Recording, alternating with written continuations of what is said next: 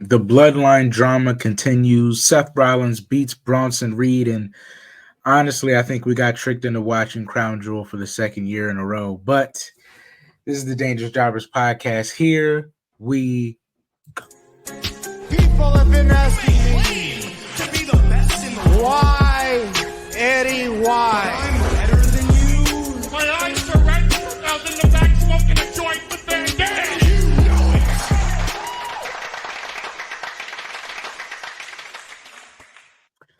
Ladies and gentlemen, boys and girls, children of all ages, I am your boy, Stevie Jobber. And I'm your boy, Dangerous Duke. And welcome back to the Dangerous Jobbers podcast, putting wrestling over one podcast at a time. That's amore. And this past Saturday, we experienced Crown Jewel. And before we get into it match by match and the play-by-play, Duke, how do you feel about the pay-per-view overall? It was a Crown Jewel show. It did what it was supposed to do. I mean, I kind of take these shows with a grain of salt every time they come up because they're never really amazing or spectacular compared to the other pay-per-views and PLEs. They never deliver to what the other ones do, like in the other countries. This is like, I think these are mainly just for the people of Saudi Arabia, so I kind of just take it with a grain of salt as it is. But I mean, it was not the worst one they've ever done. It didn't really have as much hype as I thought it would. Yeah, I'm for the second time in a row, I feel a little duped. Yeah. I don't know. Somehow it wasn't unpredictable going into it, but I still left wanting more. And Yeah. I call me naive or greedy or whatever you want to call it, but I just felt like we should have gotten more than we got. And I can't really even tell you why. Mm-hmm. I just felt like it was supposed to be a little bigger than it was. Yeah. I don't know. I don't know. I don't know. I don't know if I had my expectations too high or what it could be, but maybe we'll get into it in the play-by-play. I want to start with, of course, the first match being the Bloodline match, the last-minute match that we thought was going to happen. Ends up happening. The Bloodline get it together. The original Bloodline get it together. Jay, Jimmy, Roman, and go into battle against Solo's Bloodline, was Solo, Tama Tonga, Jacob Fatu. I'm going to let you get into how you feel about the match. The first thing I want to say, though, is just before we get into the details, like at some point we have to agree to stop backseating Tonga Loa. Like, I know he has made some mistakes, but they are the Gorillas of Destiny. I say that to say that they together are a legendary Japanese tag team. If we are going to get back to the roots of the tag division, at some point you have to let the Gorillas be the Gorillas together and stop this like three-man thing. Because originally I thought it was going to be the Gorillas and Jacob, because it felt like it'd be easier for the Bloodline to take a loss if it's a kerfuffle that doesn't include Solo in the actual match, but you can still get the hype of the Usos against the Gorillas of Destiny for the first time. We didn't get that. And, I don't want to spend too much time harping on it, but we eventually do have to pull Tonga Loa from the background. I just want to say that. Mm-hmm. But Duke, how do you feel about the match and what actually transpired? It felt at first I thought it was okay, and then it kind of just felt like they were trying to. This is gonna sound so bad and so wrong of me to say, but it almost felt like it was too much Samoan at one time. Like I don't know if that's a thing, but it was like, all right, we know what they all can do when they're in their own respective groups, and then towards like the end of the match, or like the middle / end of the match, it kind of felt a little lost to me. Like it felt like it wasn't entirely there.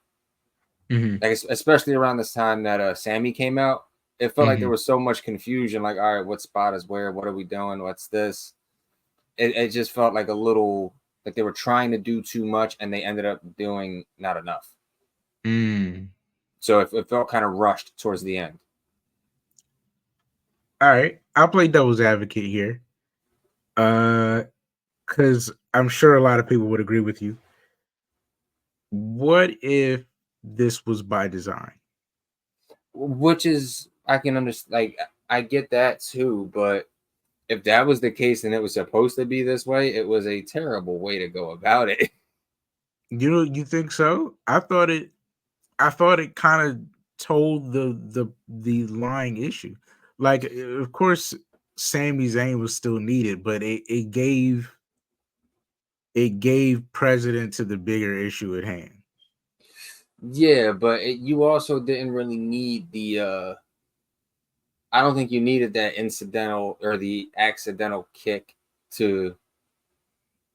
I don't even think Sammy really needed to get involved in the match. He could have just came out to the ring and then just tried to help like one of them instead of just being in the ring with all of them.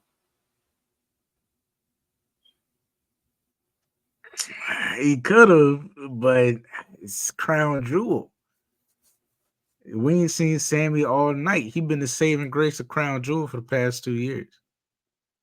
He wasn't going to show. Hogan wasn't going to show up and not get involved. Not to say Sammy's Hogan in any way. No, but in Saudi Arabia, he's like The Rock, damn near. Yeah, he's their guy. For him to show up, he would have had to get involved, and they had already put him in the story because they had him interact with Jay and then talk to Solo. But I think, like I'm saying, I feel like it might have been confusing by design because it just felt like they were falling apart towards the end, but it's supposed to feel like that. Yeah, they are still, they're not the bloodline yet. They don't have Paul. I think the whole story at the end of this was that they don't have their game plan together. Like when it's time to execute in the final moments, they have no clutch gene. There's no glue holding it together. So even though the recipe is there and you get all the regular bloodline playoffs, it just doesn't work right. You have the ingredients, you just don't have the chef. Exactly. It was supposed to feel like something was missing. I don't know, but I could be overcompensating because I'm a stand for Bloodline Saga. But that is my devil's advocate play. I think this might have been by design to perfectly look at the situation and be like, for a base level Bloodline fan to maybe be like, oh man, Sammy caused the miscommunication. Now they got to get on par with Sammy. I think the bigger issue was that nobody was on the same page because they didn't have the wise man. They need Paul. So they're going to work this thing out between Sammy and possibly lose again. And the bigger issue is we need somebody if we're going to win War Games. Because then now they're fighting from under. And they can't seem to get it together. And in the last moments, maybe Paul shows up at the start of War Games. It's like, oh, now they're going to win because now they got Paul back. Yeah. And up until the entrances of War Games, we thought Solo might win again. But that's just me playing devil's advocate. Okay. Next match, women's tag division. Women's tag titles, fatal 4-way. I had a lot of feelings about this match. The Damage Controls, Chelsea Green, Piper Niven, Lash Legend, Jakar Jackson from Metaphor, and of course the champs Bianca Belair and Jade Cargill. Um, I'll say that I thought they did the best that they could have possibly done. Minus the one, hear me out. Minus because they only had one botch. The rest of this match, it kind of hit the whole time. Like they got all their spots off, and everybody looked great. They just, some of those closing moment matches, you gotta hit those spots, or it takes the momentum out of it. Yeah, and I think that's kind of what drug it down a little bit for me. Again, it's you guys get one take to do this. It's got to be perfect, otherwise people are gonna notice. Like you said, we did notice. Um, I was hoping it was a little bit better than what it was. Not to say it was bad, because it wasn't bad. It was just it could have been better for me. But it served its purpose. It did what it needed to do. It looked cool. They definitely did look cool. And in my opinion, as much as I kind of hate to say it because I like the other two, the right people won, considering The what right we're people booking, won. considering what we're booking towards. So I don't really have too much to complain about as far as this match goes. Botches aside, it was a serviceable match, considering it was a 4-team tag match, which is difficult in and of itself to pull off correctly. I'll cover it with this. I think, let me touch up my statement from earlier. Given the amount of people that were in this match, I think they did everybody involved did everything that they could do to make the match as good as it could be. Because I thought it was very entertaining, very cool looking. I thought the women put on a very they were almost the cruiserweight division match of WCW. Like they put on kind of a lucha libre ass spectacle, because you got to think you got Chelsea Green in there, you got Damage Control, who are both Japanese, but they do Japanese high flying. It was a lot of different styles, and everybody worked together. I like the Lash Legend Jade Cargo spot. They had a lot of interesting styles. It just, pulling it together at the end, it kind of fell short in some places. But when you got that many people in a match, I give you the grace, because I know that, just to pull that thing off, and by the end having a place still be loud is nothing but kudos to everybody involved.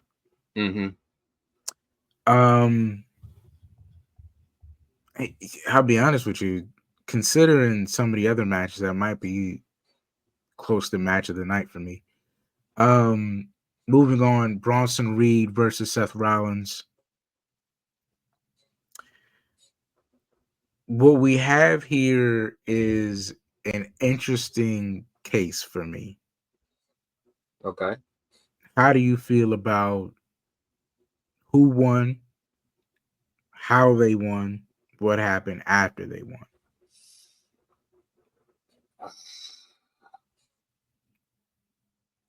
I think Triple H, WWE, and TKO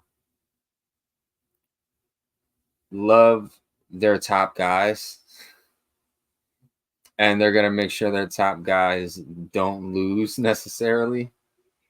And I think that's what this was. Seth is one of your marquee people. He's one of your aces for the future and currently. So you got to make him look kind of strong and not lose. And I think that's what this was. I feel like Big Bronson Reed should have won. If we want to make this story something bigger and we want to build out of this. So, especially in a match that they had, in this kind of a match, because technically it was a non-sanctioned match, right? I don't know that it was a non-sanctioned per se. I think that they just fought so much before the match actually started that it felt like they were going to throw the match out. Okay, so they did a lot of hardcore stuff in the beginning that was like, it makes you think it was unsanctioned. Like I thought it was unsanctioned myself. So I get why you think that, but I think they just. But either way, Yeah. long story short, Bronson should have won this. He's got to you got to build him up in this process. I feel like Seth winning does nothing to advance this, and that's where I was at on it. Since you're playing good cop, I guess it's my job to play bad cop. This was bad booking. Like I don't want to say. I hate being mean to Triple H. It's bad booking. Like Bronson Reed had all the space in the world to win, to make a impression, like a true impression. Those 6, like I'll put it this way: whatever those 6 tsunamis did, it doesn't pay off unless he can beat the guy in the end. You know what I mean? The point was to make an impact. He went out, caused something that could end up making an impact. He got his eyes on it. He stole the spotlight from Seth Rollins. But this whole thing doesn't play out together unless he's right in the end. Because his frustration has to be valid. Where do you go now as a character? My whole point was I'm struggling in limbo against guys I'm better than because you won't give me a shot. And then I go and take a shot because I feel like that's what everyone else is doing. Mm-hmm. And I take out one of the top guys. And I since then continue to take out top guys. If the guy I took out in the beginning doesn't fall to me at the end, fair and square, it looks like my whole point is invalid. Mm-hmm. The right move here was to have Bronson win because it doesn't do anything for Seth to beat him. He doesn't gain any momentum. Seth was the guy with all the momentum. So do I appreciate you having Braun no selling in the end? To some extent, but it would have meant much more to have him just win. To have him just win. It would have been much better if he just tsunami'd the hell out of him. This would have been a perfect case to have the Wardlow effect. I'm going to tsunami him once, then I'm going to tsunami him again, and then you're going to know the match is over. By tsunami 2, the match is over. Yeah. Then I'm going to tsunami him a couple more times to drive the point home. In case you had any hope left. This should have been better than him. Yeah, this should have been the closest version to a squash match that we got. I think. Like it should have been competitive all the way up until the first tsunami. Yeah. And then it should not have been a question anymore. Yeah. Like 5 minutes, you guys get your little licks in, whatever, and then boom, boom, boom. Like just keep going. Like even when Seth hit the first curb stomp after the steel steps. Mm-hmm. If he did and he kicked out, even if he hit the tsunami after that and it looked close, and then he hit it again, and then it wasn't close, and then he kept hitting it, that would have been the perfect ending. It would have been a great match, and you just make those changes at the end. Maybe I'm asking for too much, but this felt like the perfect time to have a transfer of momentum. Because it wouldn't have cost us so much to lose to a guy that we build as unstoppable. You already build the guy as unstoppable. It just... And then not only that, even before this, you had him take out the monster among men, only to lose in this way to the Visionary. And I'll say that too. We can't keep throwing Braun Strowman around like he's not a validating win. Him beating Strowman should have been all the validation for him to beat Rollins, You which is beat the part of the biggest guy. problem, really. Like, what does putting him over against Strowman do if he can't beat Rollins? It's like making Kane. Not, I don't even want to use him. Actually, yeah, that's a perfect example. It's like making Kane, beat Big Show in a hardcore match, only to go and lose to Rey Mysterio. It doesn't really make a lot of sense there. When nobody would blame you. To your credit, though, that was a great thing about Ray's run, too, when Ray was up against these giants, because for a minute, they only built him against giants. Yeah, but I'm not even And it talking made about sense for him to lose. But I'm saying it made sense for him to lose. Like, even with all the momentum he had, it's a perfect example because we wouldn't blame Ray to lose the match. The other guy was just that much bigger and stronger and more monsters. Yeah. This was a perfect situation to be like, I don't blame Seth for losing. Bronson Reed is a monster. Yeah. I don't know, but maybe we're crazy. I don't think we're crazy about this one though. Liv Morgan versus Nia Jax for the Crown Jewel Championship. Judgment Day comes out, Tiffy comes out, all the kerfluffle happens. Liv Morgan walks away with the Crown Jewel Championship. I can't lie to you, I'm a little disappointed. Maybe this was one of those points where I really was expecting like the predictable thing to happen. Sometimes Triple H just throws us the bone. And I absolutely expected Nia Jax to win because she should win. Yeah, and sometimes you just go with the logical choice. Like, yeah, this is Nia Jax. She's clearly the more dominant of the two. Doesn't make any sense for an event like this for her to be an anomaly. And yet they use Tiffany in a perfect place to cause Liv Morgan to win. I guess, I don't know. How do you feel? This was honestly, even with all the kerfluffle and everything else, this was the most boring match of the night for me. I don't think anybody was overly excited about this match. I really wasn't. I'm in agreement with you. The right or the wrong person won. I would have much rather Nia win, but I think part of the reason that I was kind of like already so feeling down about this is that it was a heel versus a heel, and those things are just so damn hard to do. I don't think they thought about that when they booked this match going into Crown Jewel or having these two people as the champions.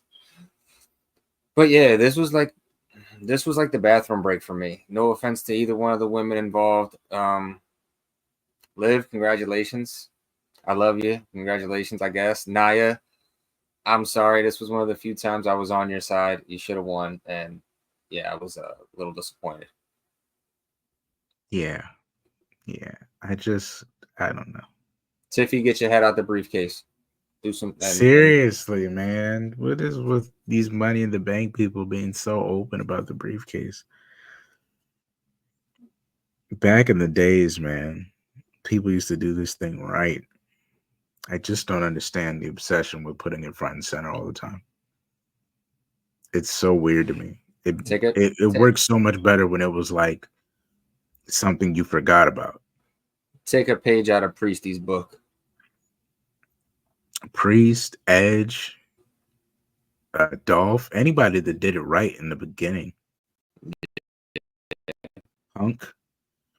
Like, for a bad guy, you make it so front and center, man. But it's just so I don't know. We digress. Let's not be old people. We digress. Moving on to the next match, Randy Orton versus Kevin Owens in what was about to be a match, Yeah. basically.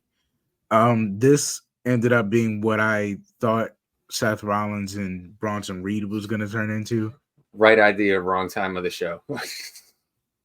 So they do Kevin Owens and Randy Orton, and they pretty much fight all around the arena before the bell starts. Just doing different hardcore style spots. I don't know. General feelings. I would have liked an actual match, but I'm okay because I know the match is coming anyway. Kudos performance of the segment goes to Scrap Daddy Adam Pearce for taking an RKO.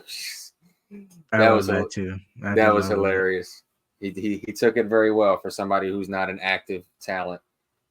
Man, I was almost mad Nick didn't step in there, but I realized it's gonna be a bigger deal. Like Nick Aldis has taken a move. I mean, Scrap Daddy's taken a move before. They haven't let Nick Aldis take a bump yet.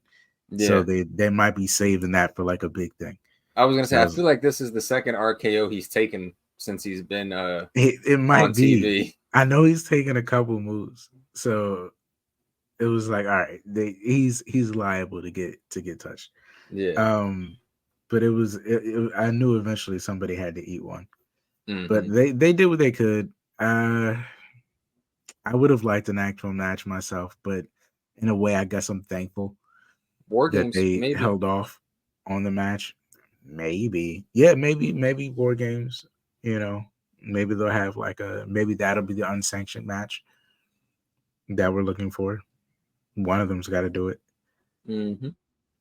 So I think it could be Kevin and Randy, and then maybe the ending that I was waiting for Cody and Gunther happens after that.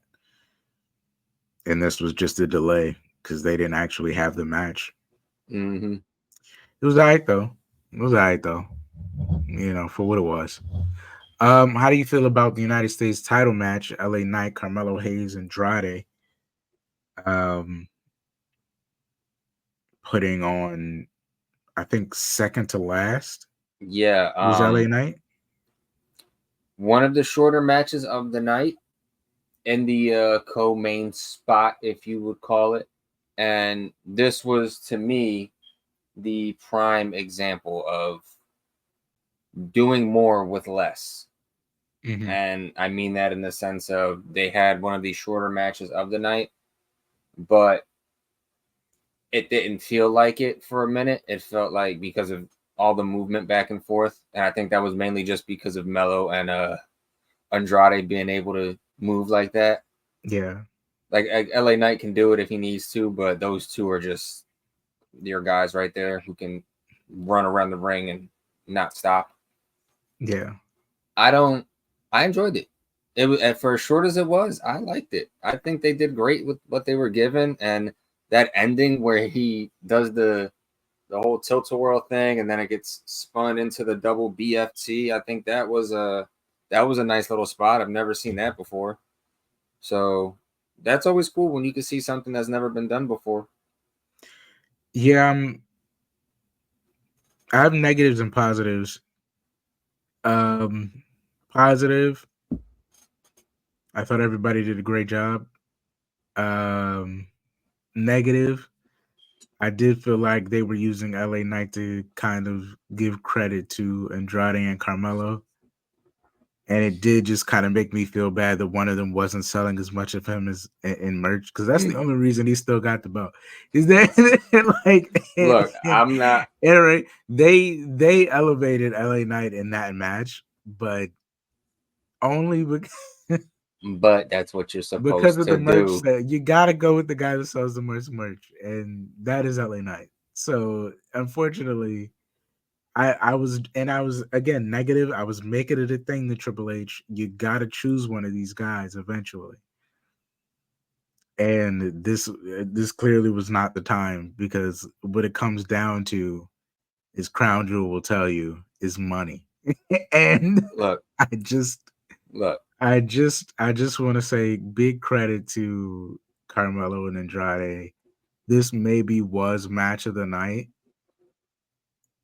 but in some respects, this is match of the night as far as like a good clean match. But It did better I than I had my expected it. reservations. It Yes, did better than I yeah, was expecting. yeah. That's the best way to say it. I have my reservations about the justice that these three men are being done. I just don't always. I just. There's a lot of frustrating angles to look at this from. Look, I mean, LA Knight's still the champion. He's still moving the merch. Melo's not money right now. Man. Melo's LA not money. LA Knight Melo's. is the money right That's now. the name of this pod. Melo's not money. I just like that. Melo's not money right now. He's not. He's not money right now. No discredit to him, but he's just not moving enough money. Andrade's not moving enough money. LA Knight's moving the merch, man. He's pushing the numbers. We're keeping the belt on him. But those two men had a tremendous performance. He's top 2, and he ain't number 2. He ain't 2. Yeah. All right. So moving on, main event: Gunther versus Cody Rhodes. I felt like they built this probably better than they built anything else for this show. It was steady, it was straightforward, and I'll be honest with you, I am kind of mad about the winner. I can't hold you. I can't hold you, man. Not again. I'm a little mad about it. Not again. Oh, Hunter, you son of a bitch. I'm a little upset about it, man. I'll be honest with you. That should be the title for this pod. Not Melo's not money. I'm mad about the winner. I'm mad about the winner. I'm mad about the winner. Crown Jewel. I'm mad about the winners. I'm mad about the winners. Yeah, like again, same situation with Bronson Reed here. This would have been a perfect transfer of momentum. It would have cost Cody nothing. It would have made Gunther everything. And on top of the fact that after 666 days as Intercontinental Champion, beating the guy you just protected in Bronson Reed, maybe it would have done you some service to put me over. I know Cody's the other guy, but I mean, come on, he won via roll-up. He won via roll-up. If there was any time for and Cody fights from the bottom, dude. Like Gunther's whole thing is sucking the life out of the building. You're at an international show. What better time than to have the guy from America go down? Like, all right, so I'm gonna so great, so prestigious. Like I'm watching them get these rings in the after show. How much more official would it have looked to have Gunther in there? Like, probably would have got in a suit and like ran back there to change into a suit instead of the gear to receive that. Like, how it would have boosted his character so much. Like, all right, so I'm gonna play devil's advocate here for a second here. First things first, I agree. Gunther should have won. But given that Gunther's whole thing with the 666-day reign, unstoppable, nobody's been able to beat him. Maybe Hunter's way of thinking was if there's an opportunity, we can have him lose and not lose a title in the process. Maybe this would be the time. And then not only that, it's not like he's losing to somebody from, just someone random here. He's losing to our new John Cena. He's losing to our baby face, our clean shaven good guy here. So our maybe new John Cena, yeah. Maybe that was Hunter's way of thinking. However, I will end it by saying, yes, the wrong guy did win. This should have been the perfect time for Gunther. How much more despicable can you make him when not only is he the heel world heavyweight champion beating everyone, Now he's the one who just squashed the white hot babyface and gets the giant Super Bowl like ring in the process. And can you imagine Gunther with them big giant mitts with that big that giant huge ring? Oh but my goodness. Also, looking at the after show, maybe it was a good idea that Gunther didn't win because you seen how Cody was struggling to put that ring on. That ring did not fit him at all. Y'all are so lucky he got that on there. And if it's not fitting him, it damn sure was. It was gonna look so bad if it didn't. You were gonna. I thought he was gonna move it to his pinky. I thought he was gonna switch fingers. No, yeah, Gunther's not getting it past this part of his finger right here. Gunther has like. But you know what? I almost think it would have been funnier. I think it would have been. Have him just wear the ring right here. Have him slide it but like halfway on the pinky. Like, don't even let it fit his pinky. This is how you treat your champions. You should have known I was going to win. Make the ring bigger for me. The ring general. Like, be too great for the ring. Like, you give it back when it's my size. Like, have him like hold it in the palm of his hand or something. Like, do like a crazy hold it like this. Yeah. Like his hands are too freaking big to fit the ring. So I'm just gonna hold it up like this because I'm a giant. And then like him and Nia win. But he could hold the title like full hand though. You know what I mean? Like I would have been much happier. Like I'm in agreement with you. I have the same King of the Ring winners from Saudi go back to back in Saudi, right? And win the freaking championship rings. Right, like that would be. We can't stop. We are unstoppable. We are the dynamic duo of Saudi Arabia. Yo, it's whatever. It's cool. It's just it's fine. It's fine. I found myself not arguing about Triple H's booking decisions until the last couple years. I was about to say something so mean, but I'm just gonna save it for after because I don't want to disrespect or hurt anyone's feelings. So I'm just gonna not let the intrusive thoughts win. Don't let the intrusive thoughts win. If you wanna know what the intrusive thoughts were, shoot me a message and I'll let you know what they were. Speaking of shooting a message, yo, you can also comment down in the comments. This is my cheap plug. If you made it this long, you've arrived at the cheap plug. You can comment below if you're watching on YouTube, if you're listening on Spotify. You can also click the link that's somewhere in the bio wherever you're listening to this to follow us on the IGs and the TikToks and the YouTubes and the Spotifys and wherever you can listen to us. We got a website, dangerousjobberswebsite.com, where we do a bunch of other little things. We got a bunch of stuff, but if you made it this far, at least subscribe so you can hear your boys again. That has been our review of Crown Jewel. Tell us what you think. How did you enjoy the show? What would you have changed? Were you waiting for Goldberg to come back? Some people were throwing it out there, man. I have been Stevie Jobber. I've been Dangerous Duke. And this has been the Dangerous Jobbers podcast. Please stay up, stay blessed, and Duke, as always, brother. Stay dangerous. People have been asking me To be the best in the world. why, Eddie, why?